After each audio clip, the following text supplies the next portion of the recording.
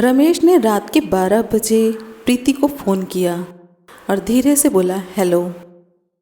प्रीति ने जवाब दिया, हाँ बोलो। रमेश कहता है, सब तैयारियां हो गई हैं क्या? सुबह 4 बजे की बस है। प्रीति का जवाब था, मैंने अपने कपड़ों का बैग तो पैक कर लिया है, पैसे और गहने लेने बाकी हैं। रमेश कहता है, अपने सब डॉक्यूमेंट्स भी ले लेना, हो सकता है दोनों को नौकरी करने पड़े, नया घर संसार जो बसाना है। प्रीति कहती है, ओके, मैं सब कुछ लेकर तुम्हें कॉल करती हूँ। उसने सबसे पहले अपनी माँ की अलमारी खोली, उसमें से गहनों का डिब्बा निकाला, अपने लिए बनवाया गया मंगलसूत्र बैग में डाला, अंगूठी और झुमके पहन लिए। चूड़ियों का डिब्बा उठाकर बैग में डाल ही रही थी कि माँ की तस्वीर नीचे गिर पड़ी।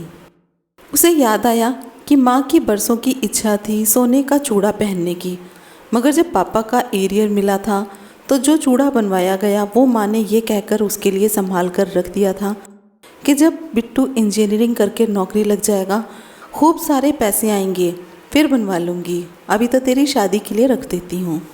उसने तस्वीर वापस अलमारी में रखी और चूड़ा बैग में रख लिया। अब बारी थी नकदी की। घर में 75,000 रुपये पड़े थे। पापा कल ही बैंक से एजुकेशन लोन लेकर आए थे। बिट्टू का ITI का दूसरा साल चल रहा था। घर के रुपए पैसे का हिसाब और चाबी उसी के पास रहती थी। पापा हमेशा कहते हैं, जब से ये पैदा हुई है उससे पहले मैं स्टेशन पर कुली का काम करता था। जैसे ही ये पैदा हुई मेरी सरकारी नौकरी लग गई। यही मेरे भाग्य की देवी है, मेरी लाडो बेटी।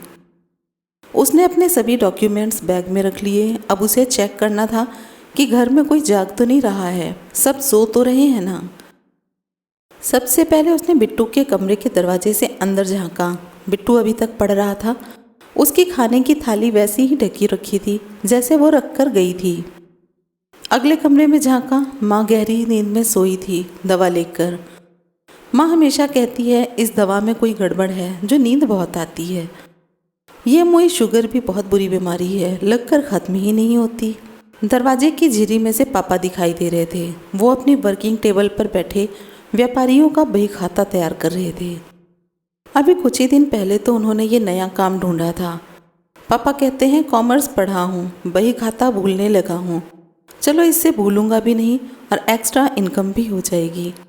सब अपने काम में व्यस्त थे। वो अपने कमरे में आई और उसे फ़ोन लगाया।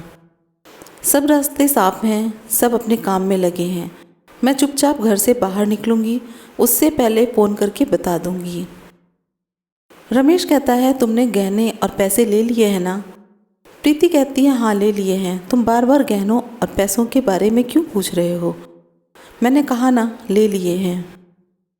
रमेश जवाब देता है, अरे बाबू, वो इसलिए कि नया घर संसार बसाना है। नई जगह जाते ही काम थोड़े ही मिल जाएगा, तो हमें घर के रूटीन कामों के लिए पैसा तो चाहिए ही होगा। और मेरा मोबाइल भी बहुत पुराना है, मुझे नया मोबाइल भी लेना है और फिर मैं कोई ना कोई नौकरी पकड़ लूँगा जिससे हम आराम से ज़िंदगी गुजारेंगे। प्रीति कहती है, सुनो एक बात पूछूं? क्या तुम में इतनी हिम्मत नहीं है कि मुझे कमाकर अपने पैसे से रख सको, खाना खिला सको? रमेश कहता है, ऐसी बात नहीं है। तुम बिन रहा नहीं जाता और हम जाते ही मंदिर में शादी कर लेंगे और काम मिलेगा तो आराम से जिएंगे ना। प्रीति कहती है, सुनो तुम एक काम करो, अभी भागने का प्लान कैंसिल करते हैं। पहले तुम काम करो और इतना पैसा कमाकर इकट्ठे कर लो कि 2 महीने तक भी काम ना मिले तो हमें भूखों मरने की नौबत ना आए। जैसे ही तुम पैसे इकट्ठे कर लोगे हम भाग लेंगे। तब तक इंतज़ार करो, 2 महीने तक ना कर पाए तो मुझे भूल जाना। रमेश कहता है, बात सुनो मेरी। उतने में प्रीति फ़ोन काट देती है। वो अपने पिता के कमरे में झांक आई। वो अभी भी बही खाता तैयार कर रहे थे। उसने दरवाज़ा खटखटाया।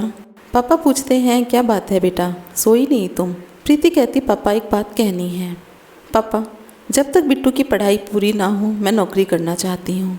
मेरी पढ़ाई पूरी हो चुकी है, घर में बेकार बैठने का क्या फ़ायदा, घर में 2 पैसे जुड़ेंगे। उसकी बात सुनकर पापा ने लाडो के सर पर स्नेह से हाथ फेरा और पापा और बेटी दोनों की आंखें नम थी। गलतियाँ इंसान से होती हैं। एक गलती प्रीति ने भी की थी, घर से भाग जाने के बारे में सोचकर, लेकिन उसने समय रहते सब कुछ संभाल लिया। कहानी अच्छी लगी हो तो प्लीज़ लाइक कमेंट शेयर करना ना भूलें। चैनल को सब्सक्राइब ज़रूर करें। फिर मिलेंगे अगली कहानी के साथ, तब तक के लिए नमस्कार।